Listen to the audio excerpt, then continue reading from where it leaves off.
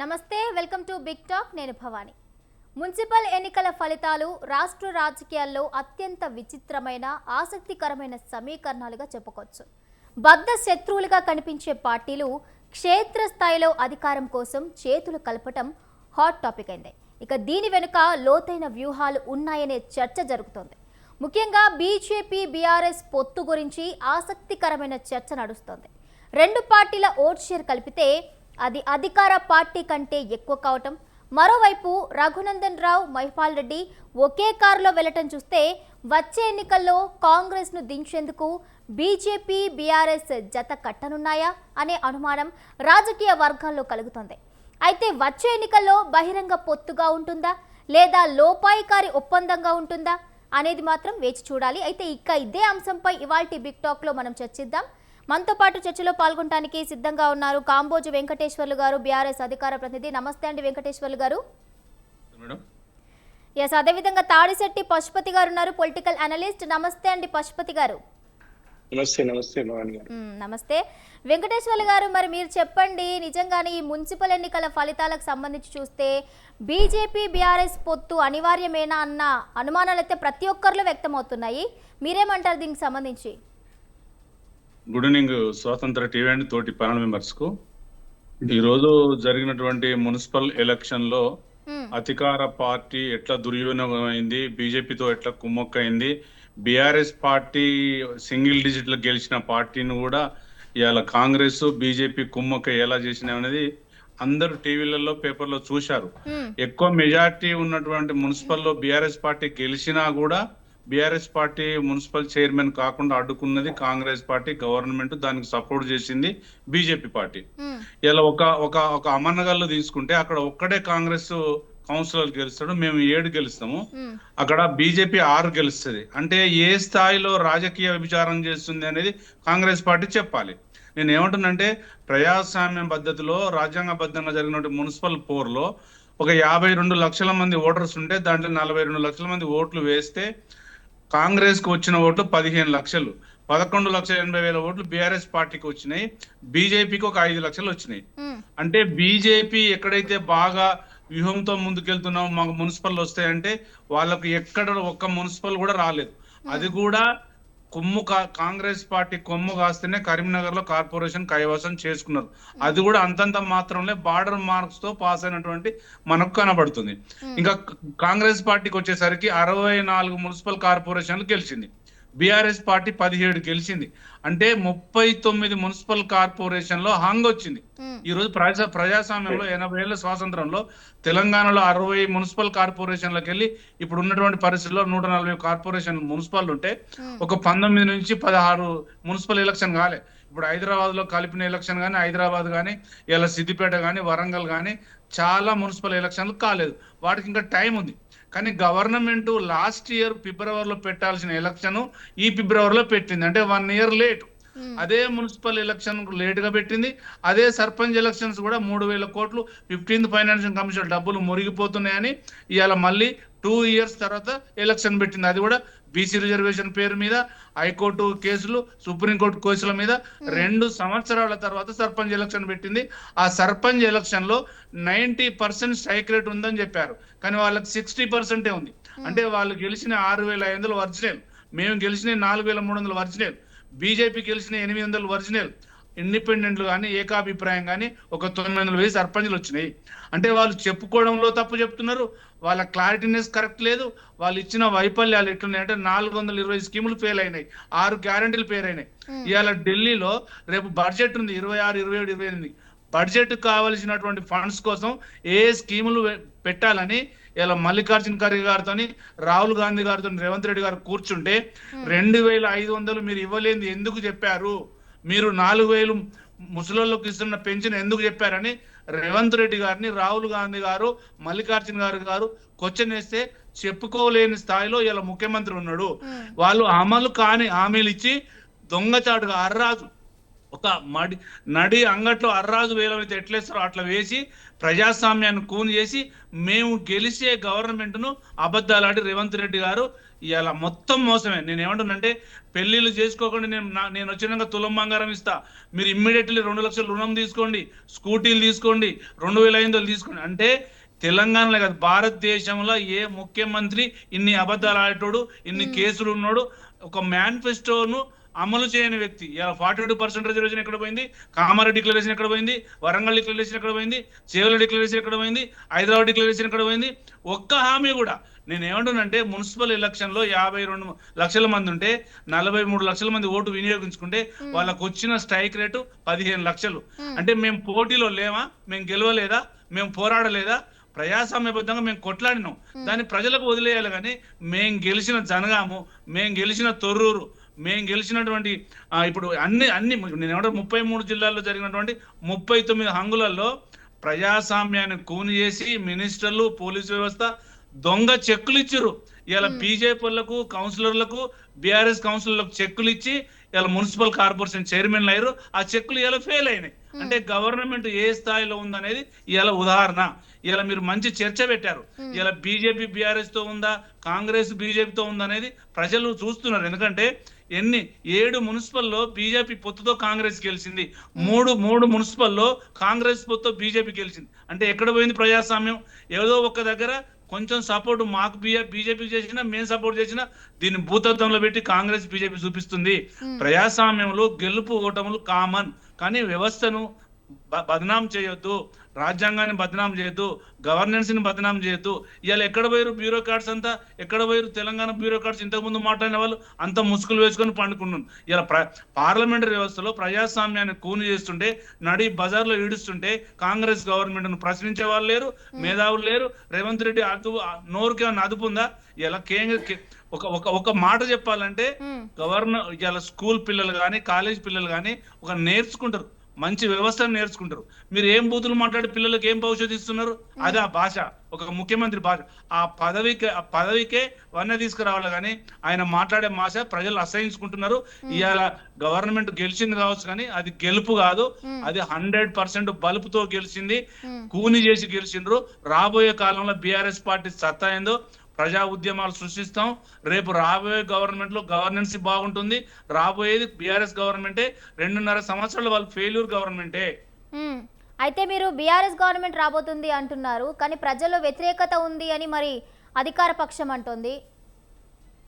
నేను ఏమంటానంటే మేడం, ప్రజల వ్యతిరేకత ఇప్పుడు 116 మున్సిపల్ 7 కార్పొరేషన్లు అయితే స్ట్రైక్ రేట్ 90 ఉండాలి. అంటే 100 మున్సిపల్ గెలవాలి, వాళ్ళు 7-8 కార్పొరేషన్లు గెలవాలి. వాళ్ళు గెలిచిన 64, 39 కార్పొరేషన్లో హంగు వచ్చింది. హంగు రావడానికి కారణం బీఆర్ఎస్ పార్టీయే. అంటే మేము మీతో పోటీలో ఉన్నాము, మీరు 2.5 సంవత్సరాలు మీరు ఇచ్చిన హామీలు ఫెయిల్ అయినాయి, ప్రజా వ్యతిరేకత బాగా ఉంది, మీరు ఫెయిల్ అయినరు. రేపు రాబోయే కాలంలో మేము మా కార్యకర్తలు ప్రజలకు మేలు చేసే స్థాయిలో ఇలా గెలిచిన 2.5 సంవత్సరాలుగా 5 రైతు బంధులు పడాలి, 2 ఇచ్చిండు, 2 ఎగ్గొట్టిండు. ఎప్పుడు ఎలక్షన్ కోసం రైతు బంధు ఎత్తాడు. అంటే ఇలా నెక్స్ట్ మంత్ 16వ తారీఖు కల్లా ఎంపీటీసీ జెడ్పీటీసీ ఎలక్షన్లు పెట్టకపోతే 473 కోట్లు మురిగిపోతున్నాయి కేంద్ర ప్రభుత్వంకి వెళ్ళొచ్చేటి. ఇలా ఎంపీటీసీ జెడ్పీటీసీ ఎలక్షన్ ఎందుకు పెట్టట్లేదు, మున్సిపల్ ఎలక్షన్ ఎందుకు పెట్టట్లేదు, సర్పంచ్ ఎలక్షన్ ఎందుకు పెట్టట్లేదు, సింగిల్ విండో ఎలక్షన్ ఎందుకు పెట్టట్లేదు? అంటే ఓటు కాంగ్రెస్ పార్టీకి చీలదు. ఇది బీఆర్ఎస్ పోయే పరిస్థితులు కనపడుతున్నాయి. కాబట్టి దొంగచాటుగా ఎలక్షన్ నోటిఫికేషన్ తీసుకొచ్చి ఆ టైంకే రైతు బంద్ వేసి బెనిఫిట్ తీసుకోవాలి కాంగ్రెస్ పార్టీని చూస్తుంది తప్ప ప్రజలు ఇలా మొత్తం సోషల్ మీడియాలో కోడే కూస్తుంది. రేవంత్ రెడ్డి గారికి వాళ్ళ ఇలా నైని కుంభకోణం తీసిన తర్వాత వాళ్ళు ఫెయిల్ అయిపోయారు. ఇలా 25,000 కోట్ల నైని కుంభకోణం బయట తెచ్చింది బీఆర్ఎస్ పార్టీ. నేను ఏమంటానంటే మొత్తం స్కాములు, స్కీములు, ఢిల్లీకి మూటలు పంపించడం తప్ప ఇది అట్టర్లీ ఫెయిల్ అయినటువంటి కాంగ్రెస్ గవర్నమెంట్ తెలంగాణలో.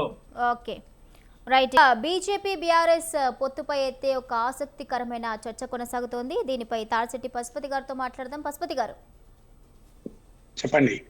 ఎస్, అయితే ఈ పొత్తు కేవలం స్థానిక సంస్థల ఎన్నికల వరకు చూడొచ్చు అంటారా, లేదంటే నార్మల్గా ముందు కూడా అంటే లోపాయికారంగా జరగొచ్చా, లేదంటే బహిరంగంగానే పొత్తుకు వెళ్ళొచ్చు అనే అనుమానాలు అయితే వ్యక్తం అవుతున్నాయి. మీరేమంటారు ఒక అనలిస్ట్గా, మీకేమనిపిస్తోంది? ముందుగా మీకు, మీ ప్యానెల్లో ఉన్నటువంటి మిత్రులకు, స్వతంత్ర టీవీ వీక్షకులకు మరియు ఈరోజు ఛత్రపతి శివాజీ మహారాజ్ గారికి శుభాకాంక్షలు తెలిపాలి. మనం వాళ్ళ వర్ధంతి, వాళ్ళ వీర పోరాటాన్ని జయంత్యుత్సవాలు ఉమ్, ఘనంగా జరుపుకోవాలి. అంటే అవన్నిటిని ఛత్రపతి శివాజీ మహారాజ్ గురించి అందరం అన్ని అన్ని పుట్టినా చనిపోయిన అన్నిటిని గుర్తు చేసుకోవాల్సిన బాధ్యత మనకు ఉంది. ఉమ్. అయితే ప్రధానంగా మీరు వాళ్ళ పొత్తులు స్థానిక సంస్థలనే ఉంటాయా, లేకపోతే శాసనసభలు ఉంటాయా, లేకపోతే Yes, పార్లమెంట్ ముందు ఉంటాయా? ముందు కూడా అంటే కొనసాగే అవకాశం ఉందా అనేది ఒక హాట్ అంటే టాపిక్ గా వాళ్ళ మారింది. ఒకటి ఉమ్, ఈ రోజు కార్యక్రమం ఎలా ఉంది అంటే రాజకీయ పార్టీల యొక్క ఒరవడి, వాళ్ళ యొక్క ప్రవర్తన. ఉమ్, అంటే సమ్మర్, వర్షాకాలం, చలికాలం లాగా ఎప్పుడు కూడా ఈ పార్టీల యొక్క నేపథ్యం ఎప్పుడు ఎలా మారుతుంది, ఏ రంగు మారుతుంది అనేది ఎవరు కూడా ఊహించలేనటువంటి పరిస్థితిలో ఉన్నాం. ఉమ్, వాళ్ళ సోదరుడు అన్నాడు, బాగా మాట్లాడారు, కేటీఆర్ గారి కంటే ఎక్కువ మాట్లాడారు, సంతోషం.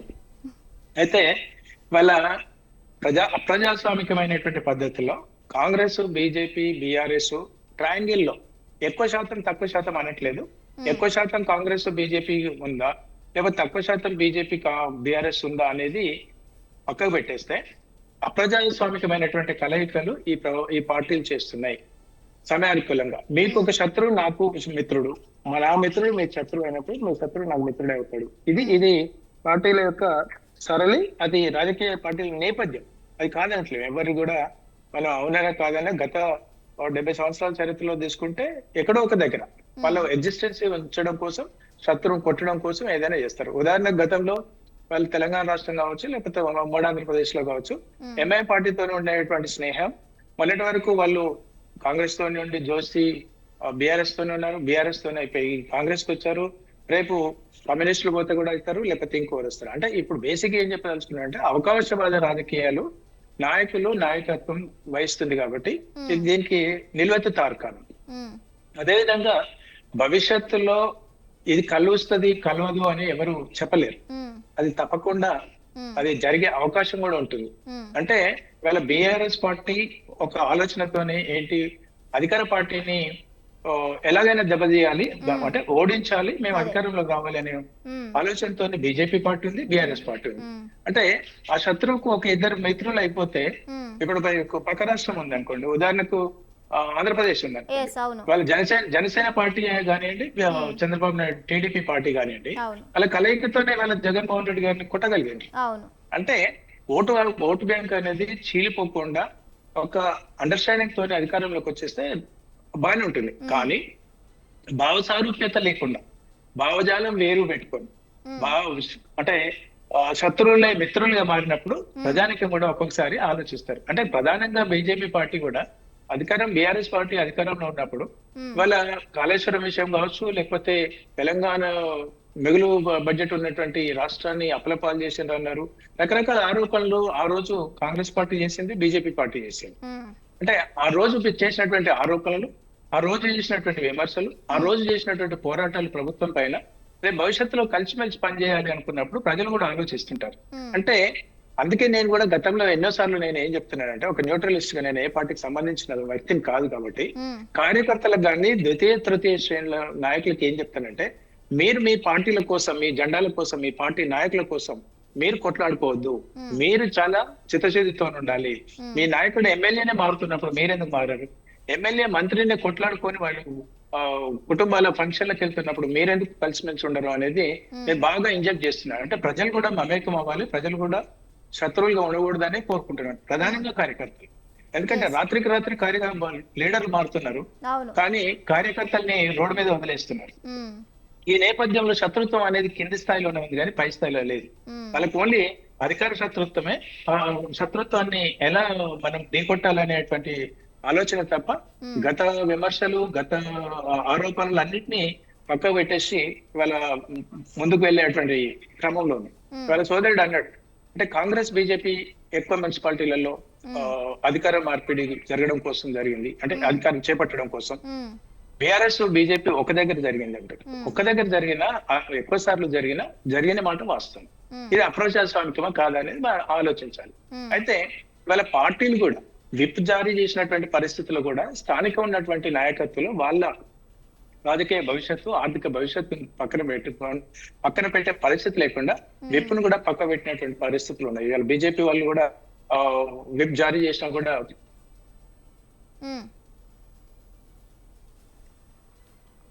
పశుపతి గారు.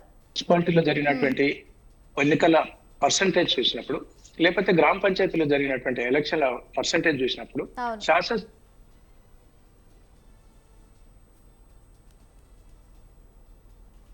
కాంగ్రెస్ పార్టీకి స్థానిక సంస్థలలో రాలేదు ఎక్కువ. అదేవిధంగా మున్సిపాలిటీ, ఇవాళ మున్సిపాలిటీలలో 39 మున్సిపాలిటీలలో హంగు రావడం అంటే బాగా, అంటే చాలా పోటాపోటీగా వచ్చినట్టే కదా. అంటే నువ్వు నేను ఒకటే అనేటువంటి వచ్చినట్టు, అంటే అదొక 39 ప్లస్ వీళ్ళకి ఒక 17 అంటే 55, అదొక 64, అంటే యునానిమస్ గా వాళ్ళకు అవుట్ రేట్ లకు గెలిచినాయి. అంటే అధికార పార్టీకి ప్రతిపక్ష పార్టీకి దగ్గరలోనే ఉన్నారు. అఫ్ కోర్స్ గతంలో కూడా బీఆర్ఎస్ పార్టీ ఉన్నా, రేపు భవిష్యత్తులో బీజేపీ పార్టీ వచ్చినా ఇటువంటి హంగు వచ్చినప్పుడు స్థానిక సంస్థలలో అధికారం ఉంటది కాబట్టి అధికార పార్టీకే సానుకూలంగా ఉండేటువంటి పరిస్థితి ఉంటుంది. అధికారంతో కానివ్వండి, అంగబలంతో కానివ్వండి, అర్ధబలంతో కానివ్వండి, అధికార పార్టీనే చేజెక్కించుకోవాలి అనేటువంటి, ఎందుకంటే ఎమ్మెల్యేలు కానీ, మంత్రులు కానీ, ముఖ్యమంత్రి కానీ అదొక ప్రెస్టేజియస్ తీసుకుంటారు కాబట్టి అధికారంలో ఉంటే ఏదైనా పని చేసుకోవచ్చు, అధికారంలో ఉంటే మన గౌరవం ఉంటుంది అనేటువంటి ఆలోచనతో స్థానిక సంస్థలలో సర్పంచ్లు కానీ యునానిమస్ గా గెలిచినటువంటి వాళ్ళు అటు అధికార పార్టీకి మార్పు అయ్యే అవకాశాలు ఎక్కువనే. అదే ఇవాళ జరిగింది కూడా, జరిగిన విషయం అదే. కానీ ఓవరాల్ గా ఆలోచించినప్పుడు, నెక్ టు నెక్ కనుక ఉన్నప్పుడు ఆలోచించినప్పుడు 64 వాళ్ళకి వస్తే ఒక 50 వీళ్ళకి వచ్చినాయి, అంటే దగ్గరలోనే ఉన్నారు కదా. ఆ డిఫరెన్స్ చెప్తున్నారు. అందుకని అంటే అధికార పార్టీకి అవుట్ రేట్లు ఆఫ్ కోర్స్ ఒకవేళ ఉదాహరణకు 16 వచ్చినాయి అనుకోండి, 16 దగ్గర 7 వచ్చేసి 9 వచ్చినాయి అనుకోండి, that is out rate. But difference is one out rate. అయితే ఇక్కడ బలమైనటువంటి పోటీగా బీఆర్ఎస్ పార్టీ ఇచ్చినటువంటి మాట వాస్తవం. అయితే వాళ్ళు కూడా, కాంగ్రెస్ గవర్నమెంట్ కూడా ఊరికి రేవంత్ రెడ్డి గారు కూడా మేము 90% గెలుస్తాము అని అంటారు. నేచురల్ గా గెలిచేంత వరకు, అనౌన్స్ అయ్యేంత వరకు మేమే గెలుస్తాం, అసలు వీళ్ళకి ఒక సీట్ కూడా రాదని వీళ్ళను విమర్శిస్తుంటారు. అదేవిధంగా ఇవాళ బీజేపీ పార్టీని దృష్టిలో పెట్టుకుంటే, బీజేపీ పార్టీ పట్టణ ప్రాంతాలకే, వాతావరణం పట్టణాలకే పరిమితమైనటువంటి పార్టీ అనేది స్థాయిలో నుండి గతంలో పార్లమెంట్ ఎన్నికల్లో కనుక ఆలోచించినప్పుడు, అంటే ప్రతి ఒక్కరికి పువ్వు గుర్తు చూసుకొని ఓట్లు బ్యాలెట్ వేసి రావు కదా. అంటే తెలంగాణ రాష్ట్రంలో 17 సీట్లు ఉంటే ఎంఐఎం పక్కకు పెట్టేస్తే 16 సీట్లు, 16 సీట్లలో 8 సీట్లు వాళ్ళు బీజేపీ పార్టీ వచ్చిందంటే, ప్రతి గ్రామీణ ప్రాంతాలలో కూడా బీజేపీ అవేర్నెస్ ఉంది పార్లమెంట్ ఎన్నికల నుండి. మోడీ వేవ్ కావచ్చు, లేకపోతే ఏదైనా కావచ్చు. ఇవాళ గ్రామ పంచాయతీలలో కూడా 550 పైసలకు సర్పంచ్లు వాళ్ళు గెలిచారు. అంటే 2500 మంది, ఒక 10,000 మంది వార్డు మెంబర్లు గెలుచుకోగలిగారు. ఇవాళ మున్సిపాలిటీలలో కూడా అటువంటి ఒరబడి జరిగింది. అంటే బీజేపీ పార్టీ కేవలం పట్టణాలకే పరిమితం కాలేదు అనడానికి నేను చెప్తున్నా, ప్రయత్నం చేస్తున్నాను. అంటే వాళ్ళ గతంలో పశుపతి గారు మీరు చెప్పినట్టుగానే మరి బీఆర్ఎస్ బీజేపీ కలిసాయి అనుకోండి, అంటే ఓట్ షేర్ ప్రకారంగా చూస్తే ఆ రెండు కలిపితే, ఓట్ షేరింగ్ అని రెండు పార్టీలు కలిపితే అధికార పార్టీ కంటే ఎక్కువ వస్తుంది. నిజంగానే మీరు చెప్పినట్టు పక్క రాష్ట్రం లాగానే ఏపీలో ఏదైతే మరి 3 పార్టీలు కలిసి కూటమిలాగా ఏర్పడి జగన్ ప్రభుత్వాన్ని గద్దెదించాయో అలాంటి పరిస్థితులు ఇప్పుడు మన తెలంగాణలో కూడా వచ్చే అవకాశం ఉందని అనుకోవచ్చా? Yes, absolutely. ఇప్పుడు ఇంకొక 2.5 సంవత్సరాలు ఉంటుంది. ఈ 2.5 సంవత్సరాల వ్యవధిలో కేసీఆర్ గారు ఆరోగ్య పరిస్థితి పారామీటర్ అవుతుంది.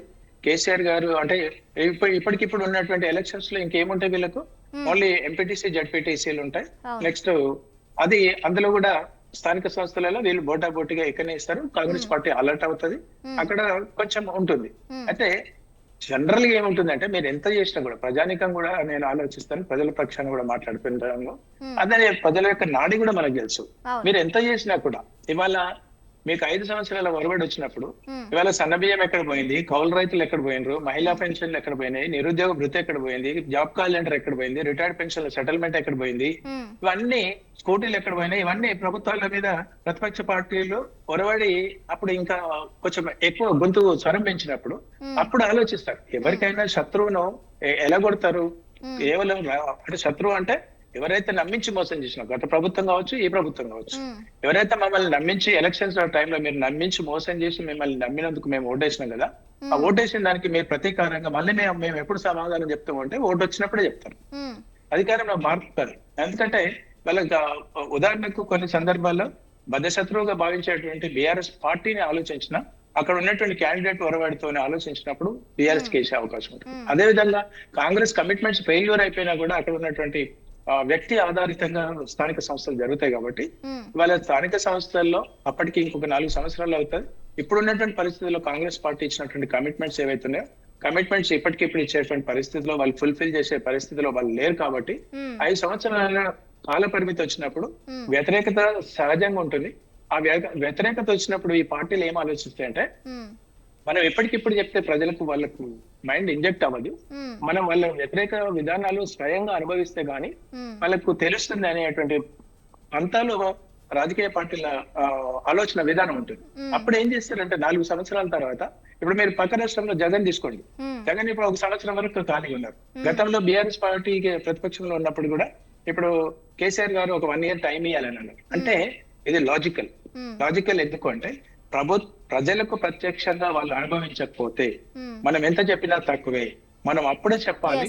వాళ్ళకి ఎప్పుడైతే వ్యతిరేకత ఉంటుందో ఆ వ్యతిరేక పవనాలు వీస్తున్నప్పటి టైంలో ప్రతిపక్ష పార్టీలు బలమైనటువంటి ప్రచారం చేస్తే అప్పుడు విజయవంతం అవుతారు. ఉదాహరణకు గతంలో బీఆర్ఎస్ పార్టీ కొన్ని విషయాలు నిరుద్యోగుల సమస్య పట్టించుకున్నప్పుడు, నిరుద్యోగులు ఉవ్వెత్తున వ్యతిరేకత ఏర్పడినప్పుడు వాళ్ళ తల్లిదండ్రుల కోసం వాళ్ళ గ్రామీణ ప్రాంతాలలో తిరిగి చేస్తున్న క్రమంలో రేవంత్ రెడ్డి గారు ఏం చెప్పారు? రాహుల్ గాంధీ గారు యూనివర్సిటీకి వెళ్ళారు, అశోక్ నగర్ వెళ్ళారు. ఓకే, ఆ రోజు ఉన్నటువంటి ఆర్ఎస్ ప్రవీణ్ కుమార్ గారు అశోక్ నగర్ పోయినరు, కోదండరామ్ గారు పోయినరు. మరి వాళ్ళు కోదండరామ్ గారు పోవట్లేదే, రాహుల్ గాంధీ గారు యూనివర్సిటీ పోవట్లేదే. అంటే అది ఎప్పటికి వస్తుంది అంటే ఎలక్షన్స్ వచ్చినప్పుడు జరిగే పెను ప్రమాదం ఉంటుంది కాబట్టి ప్రతిపక్ష పార్టీలు అధికారం కోసం ప్రయత్నం చేస్తారు కాబట్టి అప్పుడు ఉన్నటువంటి ఆలోచన విధానంతో ఎప్పుడు ఏవైనా మారొచ్చు, తప్పేం లేదు. అంటే కేంద్ర రాష్ట్ర ప్రభుత్వాలని వాళ్ళు ప్రసన్నం చేసుకోవాలి అంటే వాళ్ళు ఒక్కొక్కసారి అధికారం కోసం ఏదైనా చేయొచ్చు. అవకాశం లేదు అనలేము, ఉంది అని కూడా మనం ఇప్పుడు చెప్పలేము. ఏదైనా జరగవచ్చు. ప్రధానంగా కాంగ్రెస్ బీజేపీకి అధికారం చేపట్టాలి, బీఆర్ఎస్ కి అధికారం చేపట్టాలి. పోయేది అధికారం ఎక్కడి నుండి తీసుకోవాలి, ఎక్కడి నుండి బదలాయింపు జరగాలి? కాంగ్రెస్ నుంచి బదలాయింపు. ఆ బదలాయింపు విషయంలో వీళ్ళు ఎన్నిటి విషయాలలోనైనా ఒక్కోసారి ఒక మెట్టు బీఆర్ఎస్ తగ్గొచ్చు, ఒక మెట్టు బీజేపీ తగ్గొచ్చు. తగ్గే అవకాశాలు ఉంటాయి కూడా, దాన్ని మనం కాదనలేము. ఎందుకంటే రెండు కలిసి ఉన్నాయనుకోండి, అవి దేశ రాజకీయాల్లో ఉండేటువంటి పార్టీలు కాదు. ఇది ప్రాంతీయ పార్టీ, అది నేషనల్ పార్టీ. అల్టిమేట్ గా రెండు పార్టీల యొక్క గోల్ ఏంటి అంటే కాంగ్రెస్ ప్రభుత్వాన్ని గద్దెదించడం. అది ఇంకొక లాజిక్ ఏంటంటే ఇవాళ కాంగ్రెస్ బీజేపీ శాసనసభ ఎన్నికల్లో పార్లమెంట్ లోనూ కన్నం. ఎందుకంటే BJP party, Congress party national parties, వాళ్ళకి ఎక్కడ మిత్రత్వం ఉండదు. ఇవాళ ప్రాంతీయ పార్టీలతోనే కాంగ్రెస్ ఉంది, ప్రాంతీయ పార్టీలతో బీజేపీ ఉంది. ఎన్నో రాష్ట్రాలలో అధికారం గతంలో కాంగ్రెస్ పార్టీ చేసింది, ఈ బీజేపీ పార్టీ కూడా చేస్తుంది. రేపు బీఆర్ఎస్ పార్టీ కలవదని అంటే వాళ్ళకి అటువంటి శత్రుత్వం అయితే ఏమి ఉండదు. ఇవాళ 4 years తర్వాత ఏం జరుగుతుంది అంటే కాళేశ్వరం అవినీతి జరిగిందను, లేకపోతే 1,00,000 కోట్లు 2 లక్షల కోట్ల రూపాయలు సంపాదించడము, మేము లోపలేస్తాము అంటే తొక్కిస్తాం కక్కిస్తాం అని అన్నారు కదా. అప్పుడు బీజేపీ పార్టీ ఏం చెప్తుంది అంటే 4 సంవత్సరాలు మీరు వచ్చినా కూడా వాళ్ళు ఏం చేయలేదు కాబట్టి మేము అందుకని మిత్రత్వం ఉన్నాం. మేము ఆ పార్టీని బీఆర్ఎస్ ను, కేసీఆర్ ను, కేటీఆర్ గారినో లేకపోతే బీఆర్ఎస్ పార్టీని మీరు ప్రూవ్ చేయలేదు కాబట్టి అది మీరు చేసినటువంటి ఆరోపణలన్నీ అబద్ధం, అందుకని మేము మిత్రత్వం అయినాం చెప్పుకోవచ్చు. అదొక క్లీన్ చిట్. టైం ని బట్టి వ్యూహం మారుతుంది. రైట్. అదే విధంగా మనతో పాటు పల్లె రామచంద్ర గౌడ్ గారు కూడా జాయిన్ అయ్యారు, టీపీసీసీ అధికార ప్రతినిధి. నమస్తే అండి రామచంద్ర గౌడ్ గారు. నమస్కారం అండి. ఇప్పటి వరకు కూడా మరి పశుపతి గారు ఏం మాట్లాడారో విన్నారు. మొత్తంగా అయితే స్థానిక సంస్థల ఎన్నికల ఫలితాల దగ్గర నుంచి కూడా మనం కొన్ని పొత్తులు అంటే ఒక రకంగా మద్దతు అనేది చూస్తున్నాం. ఇప్పుడు బీజేపీ బీఆర్ఎస్ కానివ్వండి, లేదంటే కాంగ్రెస్ బీజేపీ కానివ్వండి, ఇది ఒక అల్టిమేట్ గా ఇది ఒక చర్చ కొనసాగుతోంది. దీనిపై మీ అభిప్రాయం ఏంటి? నిజానికి అంటే పార్టీలకు అనుకోండి, రాజకీయంలో అనుకోండి, శాశ్వత మిత్రత్వం ఉండదు, శాశ్వత శత్రుత్వం ఉండదు. దీంట్లో ఓట్ షేరింగ్ కూడా వీళ్ళకు ఉన్నట్టు ఇప్పుడు కాంగ్రెస్ పార్టీకి సుమారుగా 40% ఉన్నది. అదే రకంగా 29 to 30% బీఆర్ఎస్ ఉన్నది, 10 to 14% బీజేపీకి ఉన్నది. ఈ పర్సంటేజ్ ఎవరు కలిసినా అది అంత ఉంటది అనేది లేదు, దాంట్లో మార్పులు చేర్పులు జరుగుతాయి. ఇప్పుడు ఓన్లీ కాంగ్రెస్ పార్టీ బీఆర్ఎస్ మీద విమర్శించింది లేదు, వాళ్ళు చేసిన అవినీతి గురించి బీజేపీ వాళ్ళు విమర్శించారు. వాళ్ళు ఏటీఎం గా ఉన్నది, ఈ కాళేశ్వరం ఏటీఎం గా ఉన్నది, ఆ కేసు మాకు ఇస్తే 48 గంటల్లో వాళ్ళని ఏం చేయాలనో చేస్తామనే రకంగా ఎంపీలు, సెంట్రల్ మినిస్టర్లు కూడా మాట్లాడడం జరిగింది. దాని గురించి చర్చకు వస్తే బీఆర్ఎస్ కంటే బీఆర్ఎస్ మీద విమర్శించింది ఓన్లీ కాంగ్రెస్ పార్టీ కాదు, బీజేపీ కూడా విమర్శించారు, ఇద్దరు కూడా విమర్శించారు. రేపు జరిగే భవిష్యత్ ఎలక్షన్ లో బీజేపీ బీఆర్ఎస్ కూడా కలవడానికి కూడా ఆస్కారం ఉంది. ఎందుకంటే ఈ ఎలక్షన్లలో మనం చూసినాం, ఎందుకంటే ఎంపీ ఎలక్షన్ లో చూసినాము అది ఓటు బదలాయింపు జరిగిందా, ఏ రకంగా జరిగిందా. దానికి ముఖ్యంగా కవిత గారు కూడా స్టేట్మెంట్, వాళ్ళ ఇంటి ఆడబిడ్డ కూడా స్టేట్మెంట్ ఇవ్వడం జరిగింది. వాళ్ళు కలవడానికి ఆస్కారంగా వచ్చిండ్రు, మాటలు ముచ్చట జరిగింది. కానీ అనుకోని కారణాల వల్ల నేనే ఆబ్జెక్షన్ చేసినాము, దానికోసానికి పోవడం జరిగిందని అన్నారు. కానీ ఇంకో విషయం కూడా చెప్తున్నాను ఏంటంటే, ఇప్పుడు వాళ్ళిద్దరు కూడా కలుస్తారు అనేది కూడా అనుకోవచ్చు, కలవకుండా కానీ ఇబ్బంది ఉంటుండొచ్చు. కానీ ఒకటి మాత్రం కాంగ్రెస్ పార్టీ పరంగా మేము చెప్తున్నాం ఏంటంటే, మేము 2023లో మా పర్సంటేజ్ 40% వరకు వచ్చింది. దాని తర్వాత ఎంపీ ఎలక్షన్ లో నిలుపుకున్నాము. తర్వాత బై ఎలక్షన్ లో సికింద్రాబాద్ కంటోన్మెంట్ ఎలక్షన్ అనుకోండి, ఈ తర్వాత జూబ్లీహిల్స్ ఎలక్షన్ అనుకోండి, సర్పంచ్ ఎలక్షన్లు అనుకోండి, తర్వాత మున్సిపల్ కార్పొరేషన్ ఎలక్షన్లు అనుకోండి, ఇంకా బలంగా తయారాము. మాకు కూడా కార్యకర్తల బలం ఉన్నది. మేము కూడా ఈ రోజు మేము ఆలోచించి చేయడం ఏంటంటే, బీఆర్ఎస్ బీజేపీని ఇద్దరిని కూడా సమానంగా చూసుకొని ఇద్దరు కలిసినా మాకు ఏమి ఇబ్బంది జరగదు. భవిష్యత్తులో ఇద్దరు కలిసే ఛాయిసెస్ అంటే 90% వరకు ఉంది, 80 to 90% ఉన్నది. కలుస్తుండొచ్చు, కలవకుండా మనం దాని గురించి ఇబ్బంది పడాల్సిన అవసరం లేదు. ఇద్దరు శత్రువులు అంటే మేము కూడా మొదటి నుంచి మాట్లాడేది, ఇద్దరు కూడా కలిసిన కాంగ్రెస్ పార్టీ ఎదుర్కొని ఆ రోజు వరకు అంటే 2028లో ఎలక్షన్స్ వచ్చినా 2029 ఎలక్షన్స్ వచ్చినా కాంగ్రెస్ పార్టీ ఈ రోజు ఉన్న దానికంటే అప్పటికి ప్రజాప్రభుత్వంలో మేము గట్టిగా అంటే ఇంకా స్టాండర్డ్ అవుతాము, బలంగా తయారవుతాము. ఆ ఎలక్షన్ లో మేము ఖచ్చితంగా గెలవగలుగుతాం అనే నమ్మకం ఉన్నది. ఇంకో విషయం కూడా, ఈ రోజు మేము కొన్ని మాటలు ఇచ్చి కూడా కొన్ని పరిస్థితుల ప్రకారం మేము చేయలేము. మేము కూడా కాదు, బీఆర్ఎస్ వాళ్ళు చేయలేదు, బీజేపీ వాళ్ళు కూడా చేయలేదు. అవి చెప్పుకుంటూ పోతుంటే బీఆర్ఎస్ వాళ్ళు మేము దళిత ముఖ్యమంత్రిని చేస్తామన్నారు, ప్రతి దళితునికి 3 ఎకరాలు ఇస్తామన్నారు, ఎన్నో రకాలుగా మాట ఇచ్చారు, మాట తప్పిండ్రు, అదొకటి. అదే రకంగా బీజేపీ కూడా బ్లాక్ మనీ ఉన్నది, దాన్ని తీసుకొచ్చి మేము అందరికి పంచుతామని రకంగా మాట్లాడిండ్రు. ప్రతి సంవత్సరం 2 కోట్ల ఉద్యోగాలు ఇస్తామన్నారు, అది కూడా చేయలేదు. ఇది 12 సంవత్సరాల్లో వాళ్ళ పరిస్థితిని కూడా చూసింది. వాళ్ళు 12 సంవత్సరాల్లో చేయండి, వీళ్ళు 10 సంవత్సరాల్లో చేయండి కూడా కాంగ్రెస్ పార్టీ 2.5 సంవత్సరాల నుంచి 26 నెలల నుంచి చేయడం జరిగింది. భవిష్యత్తులో మాకు ఇంకా 34 నెలలు ఉంటది. 34 నెలల్లో ఇప్పటికంటే ప్రజలతో సంబంధాలు పెంచుకొని ప్రజలతో మమైక్యమై మేము ఎంత ఎదిగినా ఒదిగే రకంగా ఉండి ప్రజలకు సంబంధించిన ప్రతి విషయాన్ని ప్రతి మాటను కూడా నెరవేర్చే ప్రయత్నం చేస్తాము. కానీ ఒకటి మాత్రం ఇక్కడ జరుగుతున్నట్లు ఇంకో ఛాయిస్ కూడా ఉన్నది. ఈ మధ్యలో కూడా కవిత గారు కూడా కొత్త పార్టీ పెడతామని అంటున్నారు. బీసీ కాన్సెప్ట్ కూడా వస్తుంది. ఆ బీసీ కాన్సెప్ట్ ఉద్దేశంలో ఇవన్నీ కూడా ఉండకుండొచ్చు. ఎందుకంటే ఇప్పుడు జరిగిన ఎలక్షన్ లో, ఇప్పుడు మున్సిపల్ ఎలక్షన్ లో అనుకోండి, సర్పంచ్ ఎలక్షన్ లో అనుకోండి, మేము ఊహించిన దానికంటే 60% అబోవ్ బీసీలకు వచ్చింది. అందులో మహిళలకు కూడా 60%. అంటే ఏ పార్టీ అయినా సరే, ఇప్పుడు బీజేపీ వచ్చిన దాంట్లో వాళ్ళకు వచ్చిన 1-2 దాంట్లో కూడా వాళ్ళు ఇచ్చిన టికెట్లలో కూడా బీసీలకు ఎక్కువ పర్సెంట్ ఇచ్చారు. అదే రకంగా బీఆర్ఎస్ పార్టీ వాళ్ళు కూడా 14-15 గెలుస్తారు. దాంట్లో కూడా సుమారుగా 10 కంటే ఎక్కువ బీసీ చైర్మన్లు, వైస్ చైర్మన్లు అయ్యారు. దీంట్లో కాంగ్రెస్ లో పార్టీలో 90 మంది అయితే సుమారుగా దాంట్లో 60 అబోవ్ మాత్రం బీసీలకు సంబంధించిన వాళ్ళు వచ్చారు. బీసీ అందులో మహిళలకు కూడా వచ్చారు. అంటే దీంట్లో ఏమైతుందంటే బీసీ కాన్సెప్ట్ వచ్చి భవిష్యత్తులో బీసీలకు కూడా విలువ ఇవ్వాల్సి వస్తుంది. ఆ బీసీలకు కూడా ఉంటుంది. ఇప్పుడు వచ్చే బడ్జెట్ లో కూడా బీసీలకు కూడా మంచి ప్రాధాన్యత ఇచ్చి దాంట్లో బడ్జెట్ లో కూడా కేటాయింపులు జరుగుతాయి. ఇక్కడ ఏది జరిగినా ముఖ్యంగా నేను చెప్పేది ఏంటంటే, ఏది జరిగినా ఇక్కడ ఏ పార్టీ ఏదైనా కానీ, బీజేపీ బీఆర్ఎస్ అయినా, బీఆర్ఎస్ బీజేపీ అయినా, లేకుంటే ఇంకే పార్టీ కలిసినా, కవిత పార్టీ కలిసినా, ఏది కలిసినా కాంగ్రెస్ పార్టీ స్టాండర్డ్ గా ఉండి ఈ రోజు నుంచి కాదు, మొదటి నుంచి 2023 నుంచి కూడా ఒకటి అనుకుంటున్నాం. బీజేపీ బీఆర్ఎస్ అనే రకంగా అనుకుంటున్నాం. ఈ ఎలక్షన్ లో కూడా అది రూఢి అయింది. ఏంటంటే కొన్ని జాగాల కాంగ్రెస్ తో కూడా కలవచ్చు, కానీ మేజర్ గా మన కరీంనగర్ లో అనుకోండి, తర్వాత ఇస్మాయిల్ ఖాన్పేట్ ఇస్లాంపూర్ లో మన ఎంపీ రఘునందన్ రావు, బీజేపీ సంబంధించిన ఎంపీ, డైరెక్ట్ ఆయన సొంత ఓటును బీఆర్ఎస్ చైర్మన్ కి ఇవ్వడం జరిగింది. అక్కడ కూడా బీసీకి వస్తుంది. ఆయన మాట్లాడడం ఏంటంటే నీలమ్మ గారికి వస్తుంది, ఆ ఉద్దేశంలో నా వ్యక్తిగతంగా నేను ఇవ్వడం జరిగింది అన్నారు. అదే రకంగా కొన్ని ప్రాంతాల్లో కూడా చూస్తే అక్కడ ఇక్కడ జరిగినాయి, కానీ మేజర్ గా ఎక్కువ బీజేపీ వాళ్ళు బీఆర్ఎస్ తో కలిసి ఉన్నాయి అనేది కొన్ని ఉన్నాయి. భవిష్యత్తులో కలిసిన ఇబ్బంది లేదు. దాన్ని ఎదుర్కొనే రకంగా కాంగ్రెస్ పార్టీ ఉంటది. అదే ఎవరు ఏ పార్టీ ఊహామో అదే రకంగా ఉంటది. ఈ ఎలక్షన్స్ అయిపోయిన తర్వాత ఎంపీటీసీ ఎలక్షన్ లో కూడా కొద్దిగా మార్పు జరుగుతుండొచ్చు. పర్సంటేజ్ ఎక్కువ తక్కువ వచ్చినా గానీ మనకు వచ్చేది సెమీఫైనల్ ఏవైనా కానీ మనకు వచ్చేది 2028 వరకు వచ్చే ఫైనల్ ఎలక్షన్లకు మాత్రం ఎవరు బలంగా ఉంటారా, ఏ పార్టీకి ఏది గెలుస్తుందా అనే దాన్ని బట్టి భవిష్యత్తు ఉంటది. ఇప్పుడు ప్రజలకు సంబంధించిన కొన్ని కార్యక్రమాలు, ఇప్పుడు చేసిన కార్యక్రమాలు కాక ఇంకా కొన్ని కార్యక్రమాలు మేము చేస్తేనే కాంగ్రెస్ పార్టీకి మనుగడ ఉంటుందని ఓపెన్ గా చెప్తున్నాం. ఎందుకంటే ప్రజలకు మనం ప్రజలే దేవుళ్ళు, ప్రజలకు సంబంధించిన ప్రతి కార్యక్రమం చేయకున్నా కానీ మేజర్ గా వాళ్ళకి సంబంధించిన మాట ఇచ్చినాయి. మనతోని బడ్జెట్ కు మన ఆదాయ వ్యయాలను బట్టి మనకు వాళ్ళకి ప్రిఫరెన్స్ ఇచ్చి వాళ్ళకి మర్యాద ఇచ్చి, గతంలో ఏ రకంగా ఉంటుందంటే ఏ అధికారులైనా ఏ నాయకుడైనా ఎమ్మెల్యే అయినా మంత్రులైనా కానీ ప్రజలతో సంబంధాలు ఉండకపోతుండే.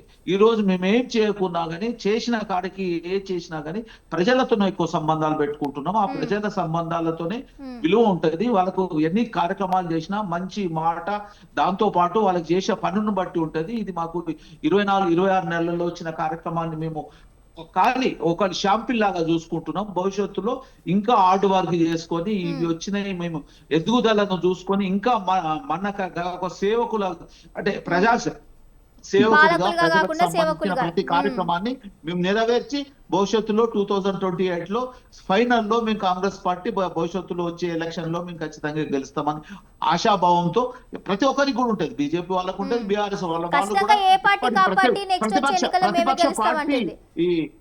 ప్రతిపక్ష పాత్రను వాళ్ళు నిభాయించుకోలేకపోతున్నారు. ఎందుకంటే అసెంబ్లీలో వచ్చి మాట్లాడలేకపోతున్నారు. ఓన్లీ టీవీకి డెబిట్ లో లేకుంటే ప్రెస్ మీట్లకే ఉంటుండ్రు. ప్రజా ఉద్యమంలో రావాలి, ప్రజలకు జరుగుతున్న అన్యాయం గురించి కూడా వాళ్ళు చేయాలి. కాంగ్రెస్ రావడానికి అంత ఈజీగా రాలేదు. ఎన్నో కార్యక్రమాలు, ప్రజా ఉద్యమకర ధర్నాలు అనుకోండి, కార్యక్రమాలు ఎన్నో చేసినాం ప్రజలకు సంబంధించి. ఏదైనా కానీ ఇప్పుడు నిత్యావసర సరుకులు అనుకోండి, ప్రతిదిగా దాని గురించి ఏ తప్పు జరిగినా ఎత్తి చూపే రకంగా ఉండాలి. కానీ ఈ రోజు నేను ఓపెన్ గా చెప్తున్నాను, ఎందుకంటే ప్రతిపక్ష పాత్ర బీజేపీ వాళ్ళు కానీ బీఆర్ఎస్ వాళ్ళు కానీ స్ట్రాంగ్ గా చూపించలేకపోతున్నారు. ఓన్లీ ప్రెస్ మీట్ లా వాటకు ఉన్నది. వాళ్ళు కూడా స్ట్రాంగ్ అయి ప్రజలకు సంబంధించిన ప్రతి కార్యక్రమంలో ముందుండి వాళ్ళకు సంబంధించిన డెవలప్మెంట్ అన్ని రకాలుగా మౌలిక సదుపాయాలు కల్పించే ప్రయత్నం చేయాలని కోరుకుంటున్నాను. ఓకే, వెంకటేశ్వర్ గారు మీరేమంటారు? నేను ఏమంటున్నానంటే ప్రతిపక్షాలలో ఏం పాత్ర పోషిస్తున్నాయి అనే దానికి బీఆర్ఎస్ పార్టీ 26 నెలలుగా మేము ఏం చేసినామంటే నైని కుంభకోణాన్ని బయట పెట్టినాం, లగచర్ల కుంభకోణాన్ని బయట పెట్టినాం, మూసి కుంభకోణాన్ని పట్టినాం, 42% రిజర్వేషన్ ఇవ్వలేదని బయట పెట్టినాం. మీరు ఇస్తున్న మీ మేనిఫెస్టోలో ఉన్నటువంటి 6 గ్యారెంటీలు 420 స్కీములు ఏది ఇవ్వడం లేదని చెప్తున్నాం. ఏది ఇచ్చిరో చెప్పాలి. నేను ఏమంటున్నానంటే గ్యాస్ ఇస్తున్నారు, 94 లక్షల రేషన్ కార్డులు ఉంటే మీరు 22 లక్షల రేషన్ కార్డులకే గ్యాస్ ఇస్తున్నారు. మీరు ఇప్పుడు 200 రూపాయలు ఉన్నటువంటి పెన్షన్ 2000కు చేసింది కేసీఆర్ గారు. మీరు 2000 4,000 చేస్తామని చెప్పారు, ఏమైంది?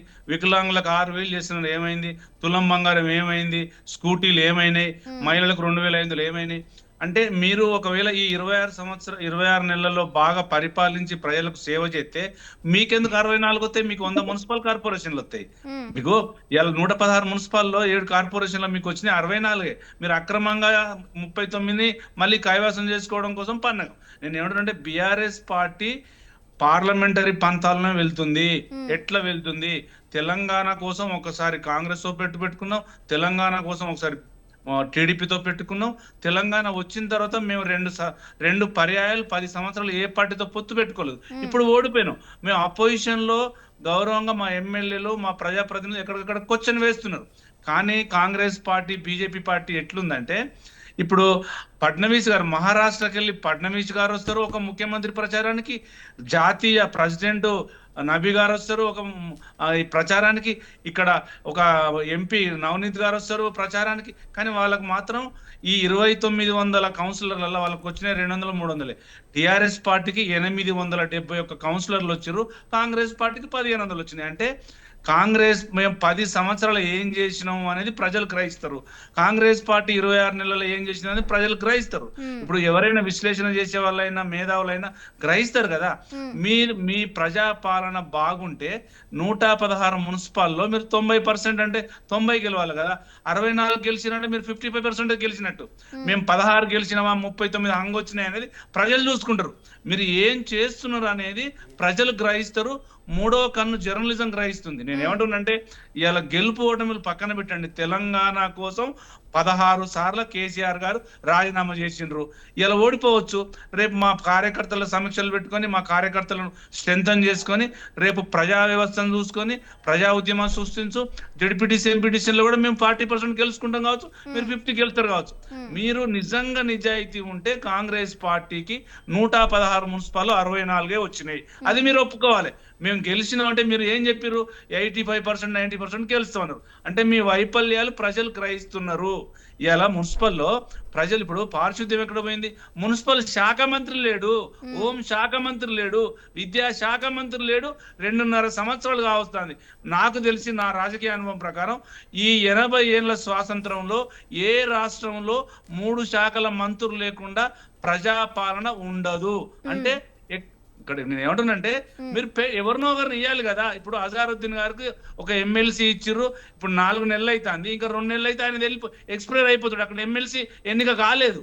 ఎందుకు కాలేదంటే మీ వైఫల్యాలు ఉన్నాయి. ఇప్పుడు మీరు పతాకం ప్రజాపాలన చేయాలి కానీ కాంగ్రెస్ పార్టీ వాళ్ళు బీఆర్ఎస్ ఇది చేస్తుంది, బీజేపీ అది చేస్తుంది. మీరు గెలిచింది దేనికోసం? అసలు ప్రజలు మిమ్మల్ని గెలిపించింది ఏ కాసులో గెలిపించారో అటువైపు వెళ్ళాలి కానీ మీరు ఎటువైపు వస్తున్నారు అంటే మొత్తం లగిచర్లలో 1300 ఎకరాలు వాళ్ళ అల్లుని కట్టబెట్టాలి.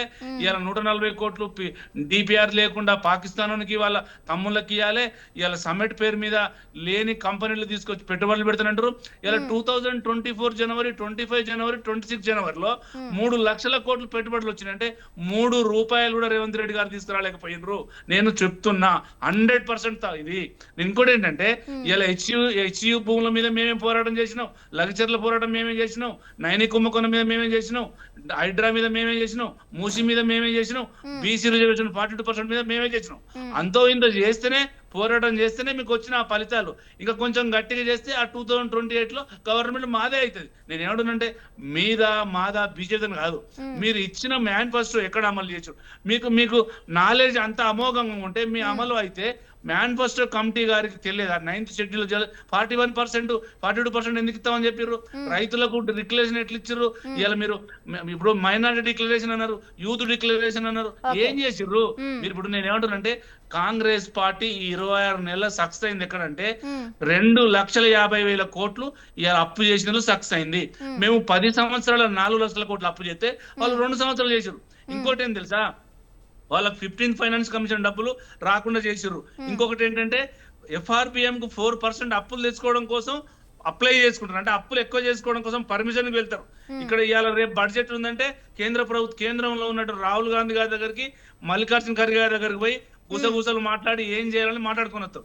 అదే ఒక ప్రాంతీయ పార్టీకి ఇలా రాష్ట్రంలో వాళ్ళకు హక్కుగా వచ్చినటువంటి రాష్ట్రాన్ని కాపాడుకోవడంలో కేసీఆర్ గారు మేనిఫెస్టోలో లేనటువంటి చాలా అమలు చేశారు.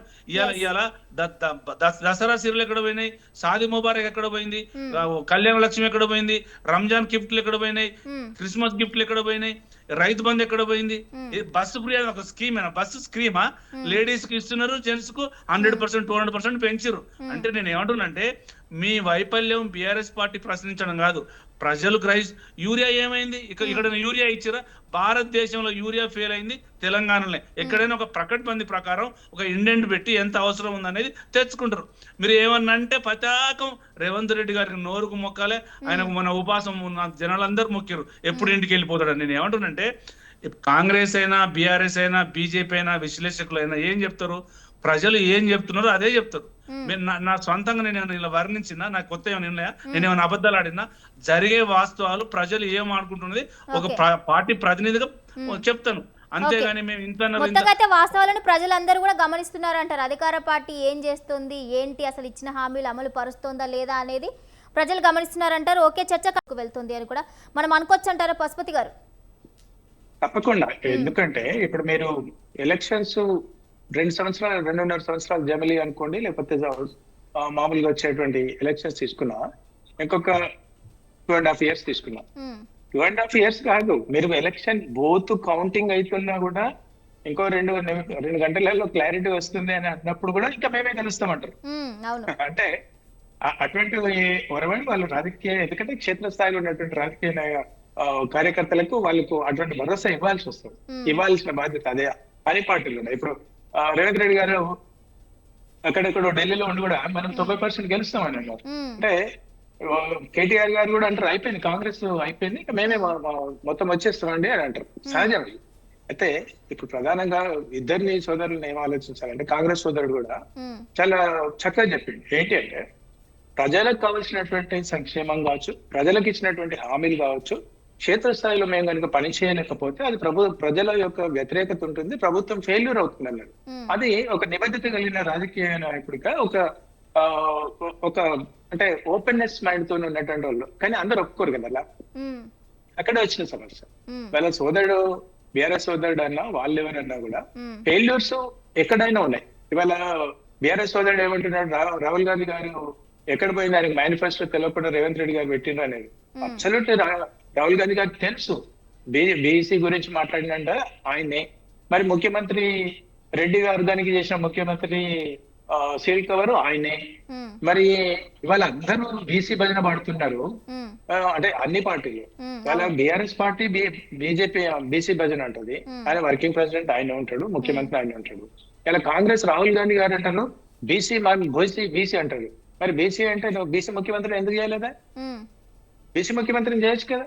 ఇవాళ కవిత గారు అంటారు ఆమె ఒక కొత్త పార్టీ పెట్టుకుని వచ్చేసి మేము బీసీ గురించి మేము బీసీ కార్డు పట్టుకుంటాడు. నువ్వెవరు? నువ్వేం క్యాస్ట్? అంటే చేసేది ఒకటి చెప్పేది ఒకటి ఈ ప్రభుత్వాలు పాలకులు. అందుకని వీళ్ళు ఆలోచించట్లేదు. ఏమంటున్నారు, ఒక కేంద్ర స్థాయిలో మున్సిపాలిటీలో సోదరుడు అంటున్నాడు ఇప్పుడు కాంగ్రెస్ లో వచ్చినటువంటి వాళ్ళు మున్సిపాలిటీ వార్డు మెంబర్లు కావచ్చు, లేకపోతే మున్సిపల్ చైర్మన్లు కావచ్చు, బీసీలు అయినరని. బీసీలో ఏం చేస్తారు మున్సిపాలిటీలో? ఆయన రాష్ట్రంలో ఏమైనా శాసనం చేస్తాడా అంటే ఆ మున్సిపల్ చైర్మన్ వచ్చేసి? వాళ్ళు ఏమంటున్నారు, మీరు రాజ్యాధికారం ఇచ్చి మీ గొంతులు మోయడం కోసం మిమ్మల్ని అక్కడనే కేంద్ర స్థాయిలో మీరు అరే బాబు తిరగంటారు, మొన్నదాకా కష్టపడ్డారు, ఇప్పుడు తెల్లబట్టలు వేసుకుంటారు, తర్వాత మీరు ఓడిపోతారు, మీ బతుకులు మళ్ళీ రోడ్డు మీదకి వస్తాయి అని అక్కడి వరకే రిజర్వ్ చేస్తున్నారు. వాళ్ళకి చిత్తశుద్ధి లేదు. రాహుల్ గాంధీ గారి కనుక చిత్తశుద్ధి ఉంటే మరి హనుమంతరావు గారినో ఇంకోరినో చేయాలి, అదే మహేష్ గౌడ్ చేయాలి. మరి ఎందుకు చేయలేదు? వాళ్ళు ఇంకొకటి కూడా ప్రశ్నిస్తున్నారు అధికార పార్టీని. రేవంత్ రెడ్డి గారు నేనే ముఖ్యమంత్రి, నేనే రాజు, నేనే మంత్రి, నేనే సేవకుడిని అంటున్నాడు. 10 సంవత్సరాలు నేనే ముఖ్యమంత్రి అంటున్నాడు. అంటే 10 సంవత్సరాలు బీసీలకు ఏదైతే అంటున్నారో బీసీ రాజ్యాధికారం కోసం పనిచేస్తున్నావు అంటే నువ్వు ముఖ్యమంత్రి పీఠం వేయాలా అన్నట్టే కదా. అంతే కదా. అంటే మరి బీసీ సోదరులు ఆలోచించాలి, బీసీ మంత్రులు ఆలోచించాలి, బీసీ శాసనసభ్యులు ఆలోచించాలి. అంటే ఏం మాట్లాడుతున్నాం, ఏం కమిట్మెంట్ ఇచ్చినాం, ఎక్కడ ఫెయిల్యూర్ అవుతుంది, ఎక్కడ ఫుల్ఫిల్ చేసినాం అనేది. గతంలో కేసీఆర్ గారు నేను దళిత ముఖ్యమంత్రిని చేస్తానండి, ఆయన చేయాలి. ఈయన బీసీ అంటున్నాడు, ఈయనే ఉంటున్నాడంట. మరి రాహుల్ గాంధీ గారికి కనుక నిజాన్ని చిత్తశుద్ధి ఉంటాయి. మరి లేదు మన రేవంత్ రెడ్డి మాట్లాడేది తప్పు, అది ఏ సందర్భంలో మాట్లాడాడో మేము ఎప్పుడే డిసైడ్ చేయలేము. మేము అధికారంలోకి వస్తే మళ్ళీ మేము బీసీ ముఖ్యమంత్రిని చేస్తాం, ఈసారి దఫాలో ఓసీకి ఇచ్చినాం అనేది అనట్లేదు, ఖండించట్లేదు. మల్లికార్జున ఖార్గే గారికి నోరు లేదా? ప్రియాంక గాంధీకి తెలియదా? రాహుల్ గాంధీ గారికి తెలియదా? సోనియా గాంధీ గారికి తెలియదా?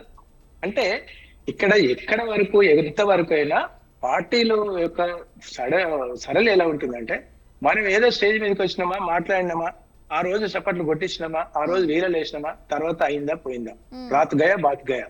ఈ కాన్సెప్ట్ లో రాజకీయ పార్టీల యొక్క ఒరవడి ఉంది. అందుకే మేనిఫెస్టో ఇప్పుడు మీరు అంటున్నారు, సోదరుడు అంటున్నాడు, గతంలో ఉన్నటువంటి బీఆర్ఎస్ పార్టీ కావచ్చు, లేకపోతే కేంద్రంలో ఉన్నటువంటి బీజేపీ పార్టీ కావచ్చు, కాంగ్రెస్ మేనిఫెస్టోని 420 పెట్టుకున్నారు, 840 పెట్టుకుంటారు. ఎవడు పోయాడు కానీ ప్రశ్నించాలి, ఎవడో కాలర్ పట్టుకోవాలి. ఓన్లీ మళ్ళీ 5 సంవత్సరాల వరకు అయితే వీళ్ళే ఉంటారు కదా అధికారంలో. మీరేం చేసిండ్రు అని ఇప్పుడు మీటింగ్ 1,00,000 మంది మీటింగ్ పెడతారు. రేవంత్ రెడ్డి గారు మాట్లాడతారు, 15 నిమిషాలలో వెళ్ళిపోతాడు.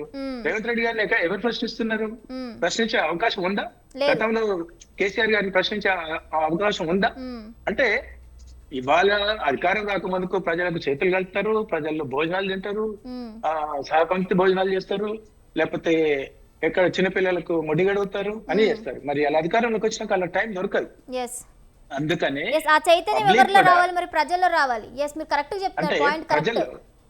అందుకని నేను ప్రజలు కూడా ఏం కోరుకుంటున్నానంటే మీ ఎమ్మెల్యే అంటే అన్ని పార్టీలు అంటున్నారు, దయచేసి మళ్ళీ ఎవరు కూడా మంగళ షాప్కి వెళ్తాడు, కటింగ్ కొడతాడు, ఫోటో పెట్టుకుంటాడు, మంగళవాళ్ళను అది తీసుకుంటాడు. ఒక చాయ్ బండి దగ్గరికి వెళ్ళేసి చాయ్, అరే నువ్వు ఎమ్మెల్యే కోసం పోతున్నారా బాబు, నువ్వు ఎమ్మెల్యే అవుతా అని చెప్పాలి కానీ నేను చాయ్ బండి అమ్ముకుంటానంటే వాడి తలరాత మారిందా, మీ తలరాత మారిందా? మీ తలరాత మారింది. ఈ ఎమోషనల్ దొంగల్ని, ఈ ఎమోషనల్ రాజకీయ వ్యభిచారులను, ఈ రాజకీయ ద్రోవుల్ని ఎప్పుడు కూడా ప్రజలు చైతన్యవంతం అవుతారో, ఎప్పుడైతే డబ్బులు తీసుకొని కూడా సరైనటువంటి నాయకుడిని ఎన్నుకుంటారో అప్పుడు ఈ రాజకీయ పార్టీలకు ఆలోచిస్తారు. రాజకీయ పార్టీలకు కూడా ఏముంది, డబ్బులు ఎవరికి ఉంటే వాళ్ళకి సీట్ ఇవ్వాలనేటువంటి ఒక ఒరబడి ఉంది. అది రేపు కమ్యూనిస్ట్ పార్టీ వాళ్ళు ఎవరైనా సీట్ ఇవ్వాలంటే కూడా బాబు నీ దగ్గర ఏమైనా డబ్బులు ఉన్నాయా అంటారు. అంటే ఇలా సైకిల్ మీద వచ్చేటువంటి వ్యక్తి లేకపోతే ఆ రోజులు పోయినాయి, ఆ వ్యవస్థ పోయింది. ప్రధానంగా తెలుగు రాష్ట్రాల్లో, అందులో తెలంగాణ రాష్ట్రంలో మామూలు కార్యకర్తకు చిత్తశుద్ధితో పనిచేసేటువంటి వ్యక్తులకు ఇప్పుడు సోదరుడు అన్నట్టుగా ఇవాళ ఇద్దరు అధికార ప్రతినిధులుగా పార్టీలకు ఉన్నారు. వాళ్ళకు డబ్బులు 100 కోట్లు ఉంటేనే వీళ్ళు ఎమ్మెల్యేలు అవుతారు. లేకపోతే వీళ్ళు ఎంతసేపు పాపం వీళ్ళకు పార్టీల కోసం ఎట్లయినా కొట్లాడుతుండాలి, వాళ్ళు చిత్తశుద్ధితో పని చేయాల్సి వస్తుంది. అంటే వాళ్ళు డబ్బులు లేనోడికి పార్టీ టికెట్లు ఇచ్చే పరిస్థితి లేదు, డబ్బులు లేకపోతే ప్రజలు గుర్తించేటువంటి పరిస్థితి లేదు. అవాళ నేను ఒకటే ప్రజల్ని ఏం కోరుకుంటున్నాను, మీ మీడియా ద్వారా మీకు కూడా ఒక బాధ్యతాయుతమైనటువంటి డబ్బులు అందుకే అంటున్నారు, డబ్బులు తీసుకొని చైతన్యవంతే ఎలా రావాలి, డబ్బులు తీసుకొని సరైనటువంటి నాయకుడిని కులాల ప్రాతిపదికన, మతాల ప్రాతిపదికన, లేకపోతే ఎమోషనల్ గా కాకుండా పర్ఫార్మెన్స్ బేస్ ఎవరైతే పనిచేస్తారో వాళ్ళని ఎన్నుకున్న రోజు ఈ పార్టీల యొక్క ఉనికి, ఎగ్జిస్టెన్స్ ఆ రోజు కోల్పోతారు. ప్రజల యొక్క సంక్షేమం కోసం ఒళ్ళు దగ్గర పెట్టుకొని కమిట్మెంట్స్ ఇస్తారు, గ్రామ గ్రామాన తిరుగుతారు. ఇవాళ 75 సంవత్సరాలు సుదీర్ఘమైనటువంటి భారతదేశంలో ఇవాళకి కూడా రోడ్లు లేనటువంటి గ్రామాలు ఉన్నాయి, ఇవాళకి స్కూళ్లలో టాయిలెట్స్ లేనటువంటి పరిస్థితి ఉంది, ఇవాళకి కూడా ఒక విద్య ఫ్రీ లేదు, ఇవాళ వైద్యం ఫ్రీ లేదు. ఏం చేసుకుంటారు, ఏం సాధించిందంటే ఇలా మన స్వతంత్రం, మన పాలన, మన దేశం, మన రాజ్యం అని అనుకున్నటువంటి దేశంలో మార్పు రాలేదు. మన రాష్ట్రం ఏర్పడిన తర్వాత మనమే స్వతంత్రంగా పాలించుకుందాం, గత పాలకులు మనకు మోసం చేసింది అనుకుంటే ఇవాళ ఏం వాళ్ళ భవిష్యత్ ఏం మారలేదు. అంటే ఇవన్నిటిని ప్రజలు ఎప్పుడైతే చైతన్యవంతులు అవుతారో ఇవాళ ప్రశ్నించే తత్వాన్ని విద్యా సంస్థలలోనే బొందబెడుతున్నారు. విద్యా సంస్థలలోనే ఎన్నికలు బంద్ చేసేసి వీళ్ళు మాత్రం రేవంత్ రెడ్డి గారో, కేసీఆర్, కేటీఆర్, ఇంకోరో, ఎల్లైనో, పుల్లైనో వీళ్ళందరూ మేము ఈ యూనివర్సిటీకి పోయినాక ముచ్చట చెప్తారు, ఈ యూనివర్సిటీలోనే మేధావులైనరు, ఈ యూనివర్సిటీలోనే నాయకులైనరు, ఈ యూనివర్సిటీలో చదివిన వాళ్ళే ముఖ్యమంత్రులు అయినరు. కానీ ఆడు మాత్రం అక్కడ ఎన్నికలు ఉండొద్దు, అక్కడ ప్రశ్నించొద్దు, అక్కడ ప్రశ్నించే గొంతుగాని తొక్కేయాలి. అంటే ప్రజాస్వామ్యంలో ఏం ఆలోచిస్తారంటే ప్రశ్నించే తత్వాన్ని పాతన పెట్టేస్తే ఇవాళ నెక్స్ట్ జనరేషన్ అంతా స్వలాభం కోసం ఆలోచించాలి. మన పిల్లలు అందుకే కదా ఎమ్మెల్యే కొడుకు ఎమ్మెల్యే అవుతారు, మంత్రి కొడుకు మంత్రులు అవుతున్నారు, వాడి కొడుకు మున్సిపల్ చైర్మన్ అవుతాడు, పక్కన ఎవరు రావట్లేదు. సామాన్యుడు ఎప్పటికీ కూడా సామాన్యుడిలాగే ఉండిపోతాడు, సామాన్యుడే ఉంటుంది. అందుకే అంటున్నారు ఏదో ఒకటికి ఇస్తారు, ఓ ఎస్సీకో బీసీకో ఎవరికో ఒక ఉద్యమ నాయకునికి ఇచ్చేసి ఇక మొత్తం 119 శాసనసభలు మొత్తం వీళ్ళకే ఇచ్చినాం. ఇక చూడండి మాకు ఎవరో దాసోల్ శ్రవణ్కి ఇచ్చినామా, లేకపోతే ఇంకోటి బాలిక సుమన్కి ఇచ్చినామా, లేకపోతే గాదర్ కిషోర్కి ఇచ్చినామా, ఓ 3 చూపిస్తారు, దాన్ని భూతద్దాన్ని పెట్టేసి ఈ స్థాయిలో ఉన్నటువంటి వ్యక్తి ఎవరైనా మా పార్టీలో ముఖ్యమంత్రి కావచ్చు, ఎమ్మెల్యే కావచ్చు, మున్సిపల్ చైర్మన్ కావచ్చు అని మైక్ల ముందు మాట్లాడతారు. కానీ జరుగుతుంది ఏంటి, నల్గొండ జిల్లా తీసుకోండి, జానారెడ్డి గారు ఉన్నారు. జానారెడ్డి గారు 40 సంవత్సరాలు ఆయన రాజకీయ ప్రస్థానం. ఆయన కొడుకు ఎమ్మెల్యే అయిండు, ఆయన కొడుకు ఎంపీ అయిండు. అంటే ఇంకా మిగతా వాళ్ళు ఎవడు ఎదవలా, అంటే ఇంకా జెండాలే మోయాలా, మీ కాళ్ళు అడుగులు ఒక్కాలా. నల్గొండ జిల్లాలో వాళ్ళిద్దరు అన్నదమ్ములు ఉంటారు, ఉత్తమ్ కుమార్ రెడ్డి భార్య భర్తలు ఉంటారు, ఆడ వివేక్ వెంకట స్వామి కొడుకులు వాళ్ళు ఉంటారు. అంటే వీళ్ళంతటి ఏంటి ఎవ్వరు నెక్స్ట్ స్థాయిలో. అందుకే అంటున్నాను కొద్దిగా 2 నిమిషాల ముందు, ఈ సోదరులు ఎవరైతే ఉన్నారో ఆ సోదరులు వాళ్ళు పార్టీ కోసం నిరంతరం కష్టపడి పనిచేసేటువంటి వాళ్ళకు ఎప్పుడు అవకాశం ఇస్తారు. అంటే ఈ ఒరవడి మారినంతసేపు, ఈ చైతన్యం రానంతసేపు ఇవన్నీ. అందుకే కమ్యూనిస్టులు కూడా ఒకప్పుడు కమ్యూనిస్టులు ఉన్నటువంటి పాత్ర ఇలా కమ్యూనిస్టుల యొక్క భావజాలం కూడా మొత్తం మారిపోయింది. ఒక్కసేపు బీఆర్ఎస్ తోని పొత్తంటారు, కొద్దిసేపు బీజేపీ తోని పొత్తంటారు, కొద్దిసేపు కాంగ్రెస్ తోని పొత్తంటారు. అంటే వాళ్ళకు కూడా వాళ్ళ గమ్యం ఎక్కడో తెగిపోయిన గాలిపటం లాగా తయారైపోయింది. అంటే తెగిపోయిన గాలిపటం ఏ చెట్టుకైనా అయిపోవచ్చు, తాటి చెట్టుకే కావచ్చు, మళ్ళీ చింత చెట్టుకే కావచ్చు. ఇవాళ కమ్యూనిస్టుల పరిస్థితి కూడా అదే జరిగింది. ఇది రాజకీయానికి, ప్రజాస్వామ్యానికి పెద్ద గొడ్డలి పెట్టు. ఇది బాధ్యతాయుతమైనటువంటి మీ పత్రిక మీడియాలు కానీ లేకపోతే వాళ్ళంటి సామాజిక స్పృహ ఉన్నటువంటి వాళ్ళు కాబట్టి ఎప్పటికప్పుడు ప్రశ్నిస్తూనే ఉండాలి, ప్రజల్ని చైతన్యవంతం చేయాలని కోరుతున్నాను. వెంకటేశ్వర్ గారు మీరేమంటారు, ఏకీభవిస్తారా మీరు పశుపతి గారి వ్యాఖ్యలతో? నేను ఏమంటానంటే సార్ చెప్పిన మాట వాస్తవాలే. ఇవాళ పార్టీలను పక్కన పెట్టి ప్రజలు అంబేద్కర్ రాసిన రాజ్యాంగం ప్రకారం డబ్బులు లేకుండా ఓటు వేసి వాళ్ళకు ఎవరైతే సేవ చేస్తారో వాళ్ళని ఎన్నుకునే రోజులు రావాలని కోరుకోవాలి. ఎందుకంటే వ్యవస్థను కనుమరుగు చేసే బూర్జవేసులు ఉన్న రోజులు ఎవరు ఏం చేయలేరు, ఏ పార్టీ అయినా. ఇలా బీఆర్ఎస్ బీజేపీ కాంగ్రెస్ అని పక్కన పెడితే మ్మ్. ప్రజలకు ఏం కావాలి అన్నటువంటి వ్యక్తులు సాహసపోయినటువంటి రాజకీయ నాయకులు రావాలి. ఒక మేధా సంపత్తి ఉన్నటువంటి పివి నరసింహారావు లాంటి వాళ్ళు, మన్మోహన్ సింగ్ లాంటి వాళ్ళు, అటల్ బిహారీ వాజ్పేయి లాంటి, కేసీఆర్ లాంటి వాళ్ళు, ఎన్టీ రామారావు లాంటి వాళ్ళు వస్తే ప్రజలకు మేలు జరుగుతుంది. నేను ఏమంటానంటే ఏది పడితే అది మాట్లాడి, ఏది పడితే అది చేసేసి డబ్బులు ఇచ్చి ఓట్లు వేయించుకునే మ్మ్.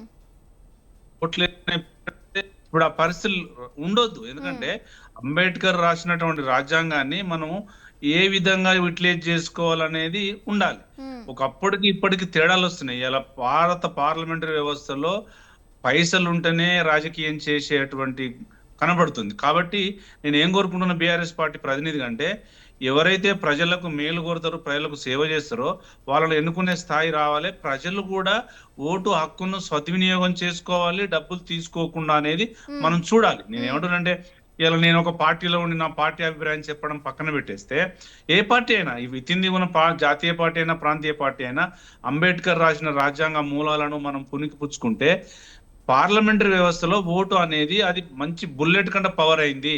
నువ్వు ఆ బుల్లెట్ కన్నా పవర్ అయిన ఓటును చాలా వినియోగించుకోవాలి. వినియోగించుకోవట్లేదు, జనాలు ఓట్లు వేయట్లేదు.